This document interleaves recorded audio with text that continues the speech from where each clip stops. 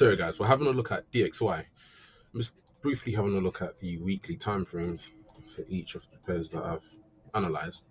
And I just want to draw relation to US10Y, since not all the time, but majority of the time, what tends to happen is the US10Y moves in tandem with dollar index. And as you can see, buy stops is what I was aiming for. So my last recording that I done, I mentioned that if you were to get the rally up to the upside, 4.327 would be the weekly point of interest. Obviously, there are interests inside of this weekly candle, but the overall interest on a weekly time frame would be 4.327. Now, if we have a look at DXY, sell stops has been taken. We traded into a buy side imbalance, sell side inefficiency. We traded up into a premium once again. We rejected it, and we've also left a imbalance in price, a fair value gap, which is in a premium. Above that, we also have a opening gap. Above that, we also have buy side liquidity.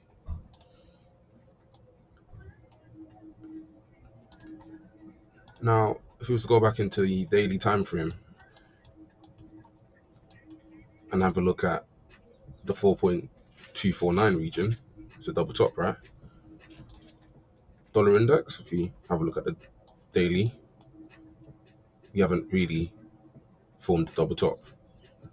So if we were to continue the rally for dollar index, I do believe that the highs that was created this week, which is at 10, I can't even see it clearly, 104.510, I do believe that that will be the next draw in liquidity. We do have an order block that has been mapped out from some time. I do reuse order blocks, so I use the order blocks and map it out through other candles because it's still relative to current price action right now. That's the potential area in which we could see a rejection. Now, if we were to use a Fibonacci now from the immediate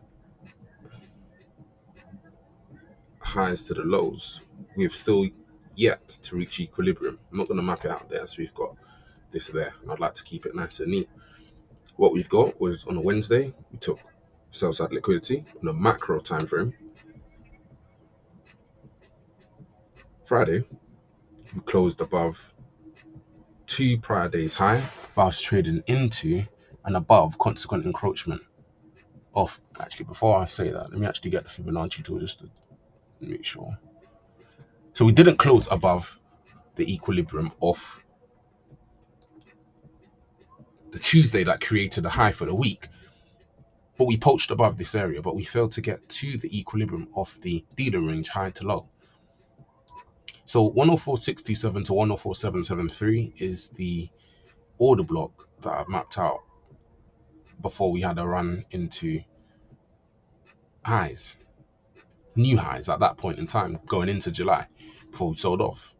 Right? So July's been predominantly bearish, right, with few upside candles, but now we've got sell side run on, right? Sentiment is bearish. A relief rally up to this area here wouldn't harm a fly, right? This would also go hand in hand with US10Y, my god, US10Y running up into this volume imbalance right there. I'm gonna delete this for the time being. I mean, if it was to zoom out, it's been bearish from the beginning of June. It's only now that we've seen some form of a reaction to the upside. We've only had two continuous up close candles within this whole movement there. It's been our second one there, and I believe that everyone's piling in their shorts, believing that, oh yeah, there's been two there, there's been one there, two there, two there, and the next candle is just going to be a down close candle. Well, put it this way, the next candle could be a down close candle, but the rally up into, because we need liquidity, right? We need liquidity, guys. So where are we going to get that liquidity from? Because it's not going to be to the downside. Yeah, there is liquidity there, but it's, the real question to ask is, where does the most pain lies? I don't believe it's to the downside, because sell stops on the daily time frame has already been taken. high, low, low, high, low, low. It's been taken. Right? It's been taken. So if we use the Fibonacci from there to there, equilibrium from the highs to the lows is at 104.889. I'm not gonna keep that there. So the first point of interest would be 1, which is at 104.5110, 510, and 104.627 to 104.773 before we even get up to equilibrium. I'll keep that there for reference purposes.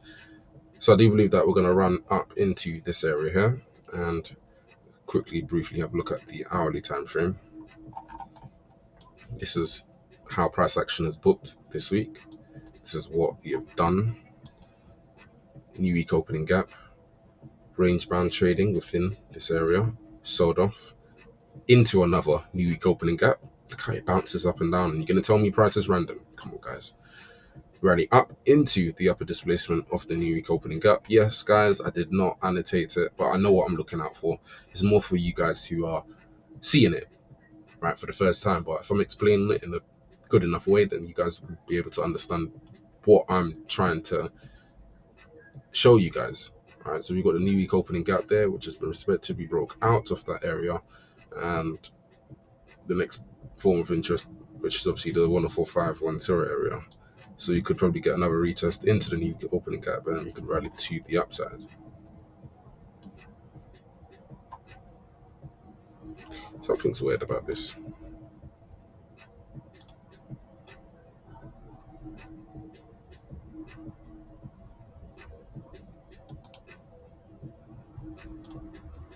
Don't know.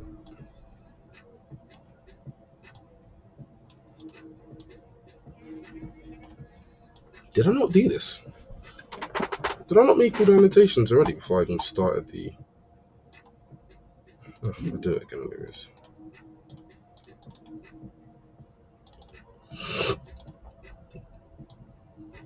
No, I'm going to keep that there. So yeah, this is what the hourly looks like. I'm going to wrap it up.